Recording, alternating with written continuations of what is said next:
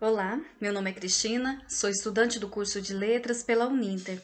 Estou aqui para apresentar meu estágio supervisionado referente ao ensino médio, e o assunto que vou discorrer aqui pode ser conteúdo da prova do Enem, uma vez que se refere a um tipo de gênero textual, o gênero digital. Vale lembrar que os gêneros textuais são textos que exercem uma função social específica, ou seja, ocorrem em situações cotidianas de comunicação e apresentam uma intenção comunicativa bem definida. Os diferentes gêneros textuais, eles se adequam ao uso que se faz deles. E há vários tipos de gêneros textuais, e entre eles o gênero digital. Portanto, vamos conhecer aqui sua importância, sua função em relação à comunicação e características específicas desse tipo de texto. Preste bastante atenção.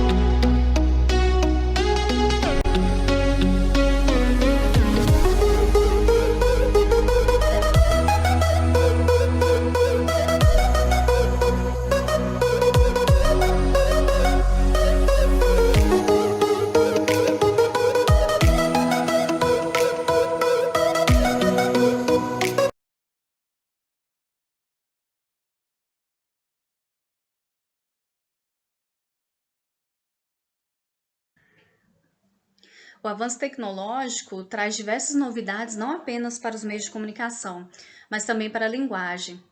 Você já parou para pensar o quanto a comunicação passou por diversas transformações graças ao advento da informática? Se você pensa que esse é um assunto apenas para estudiosos da linguística, você está enganado. Até porque essas transformações estão mais próximas do que você imagina, estão mais próximas de nós. Sabemos que os gêneros textuais são intocáveis e adaptáveis às diversas realidades e situações comunicacionais. Sabemos também que eles podem ser definidos graças a um conjunto de elementos fixos, embora sejam mais flexíveis do que os tipos textuais. A verdade é que a comunicação na internet acabou criando novos gêneros e alterando outros, comprovando que eles estão a serviço dos falantes e as necessidades do seu tempo. Por exemplo, se antes enviávamos cartas, hoje enviamos e-mail, que nada mais é do que uma adaptação virtual que dispensa o papel e a caneta. Se em um passado não muito distante enviávamos mensagens de celular, hoje utilizamos as redes sociais para deixar um recado para um amigo, para alguém da família. Então, contudo, é importante observar que, embora os meios tenham sido modernizados, a estrutura da comunicação e a forma com a qual nos expressamos continuam seguindo parâmetros que estabelecem uma relação dialógica com as formas textuais preexistentes.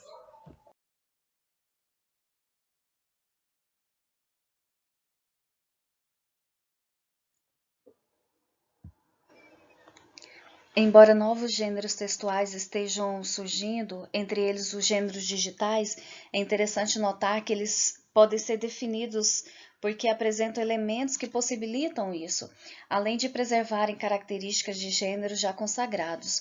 Por exemplo, ao escrever um e-mail, nós temos, ainda que inconscientemente, a estrutura textual de uma carta, né? Nós conhecemos aquela estrutura e nós colocamos também no e-mail, pois é normal que iniciemos nosso texto utilizando elementos de uma carta tradicional, como a identificação do remetente e a despedida. Por isso, é incorreto pensar que a comunicação virtual é uma verdadeira bagunça, que não respeita tipologias ou gêneros, tampouco os níveis da linguagem. Muitas pessoas relatam uma certa resistência à comunicação virtual, como se esse fosse um espaço desprovido de regras, sobretudo no que diz respeito à linguagem. Mas isso não é verdade. Somos falantes habilidosos, Sabemos quando e como utilizar os diferentes níveis de fala, até mesmo nos ambientes virtuais, compreendendo que há níveis distintos de formalidade e informalidade. É importante observar também que, assim como existe a intergenericidade no meio virtual, sobretudo no nível informal de fala, ela também ocorre fora dele, pois o hibridismo manifesta-se na linguagem oral, misturando traços característicos de fala e de escrita. A verdade é que o mundo virtual e a comunicação estão intrinsecamente relacionados e certamente antigos gêneros serão adaptados e outros novos surgirão, o que nos proporcionará novas e ricas descobertas para o campo da linguagem.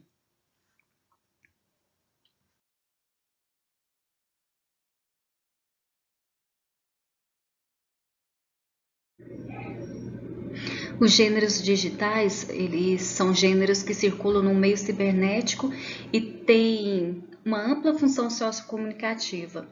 Os gêneros digitais estão estreitamente relacionados às redes sociais, e essas redes sociais são estruturas formadas dentro da internet por pessoas e organizações que se conectam a partir de interesses ou valores comuns. E os gêneros digitais nós podemos citar as postagens de blogs e Facebook, e-mail, tweetada e fórum e notícia, verbete digital, script, chat, vlog, entre outros.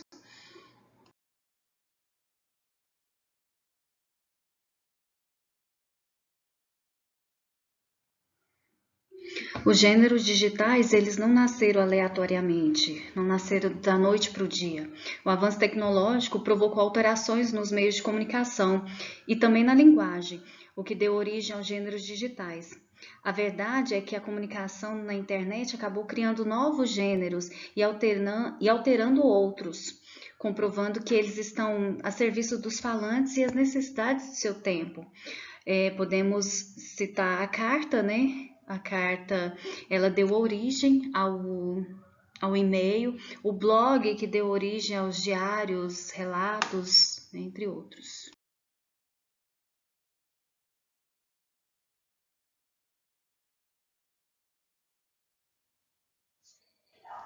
E para você, qual é a importância de estudar gêneros textuais? Por que é importante? Vou te dar dois motivos. Vamos lá? Primeiramente, é um tipo de texto que vem se popularizando e se generalizando. Afinal, a maioria das pessoas tem acesso à internet, seja por meio de um computador, tablet ou celular. E hoje, estar fora desse meio digital é como se excluísse a si mesmo, é como se não desejasse contato com os outros. O outro motivo para estudarmos esse tipo de texto é para revermos nossos conceitos a respeito da textualidade. Além de conhecer e compreender que com o surgimento desses gêneros textuais, a comunicação vem passando por transformações. E compreender essas transformações é fundamental para nos adaptarmos a essa nova forma de comunicação e uso da língua portuguesa.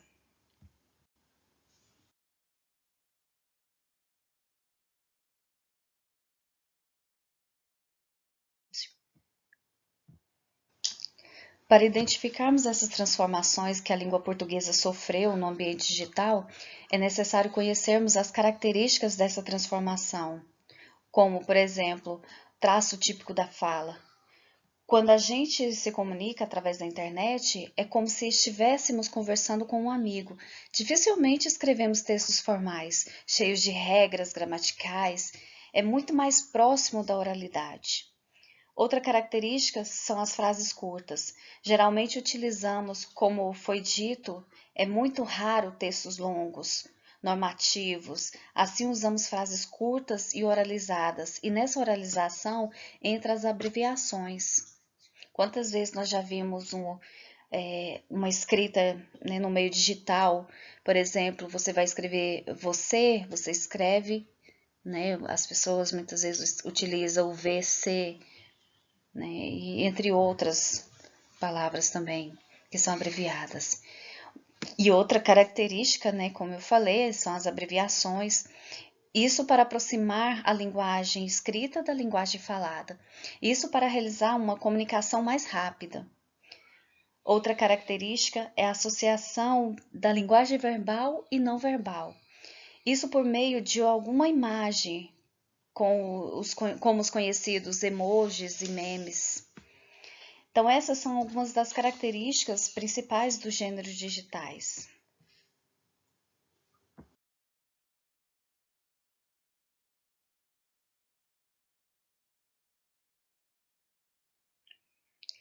Durante as conversas online, é comum abreviarmos algumas palavras para que possamos falar mais rápido, mas apesar de algumas abreviações serem simples e conhecidas, como VC ou TBM, algumas das novas gírias usadas podem causar uma certa confusão pela sua complexidade ou por serem em outras línguas. Para que você não se perca durante as suas conversas, segue aqui uma lista, né, das principais gírias e siglas usadas no WhatsApp, desde as mais simples às mais complicadas. Observe bem.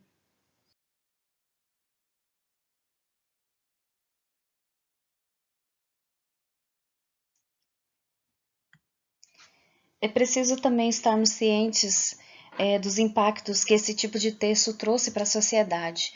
É muito comum vermos nas redes sociais muitas críticas, debates sobre determinados assuntos ou até mesmo jogos de humor, brincadeiras, e muitas vezes utilizamos a linguagem não verbal.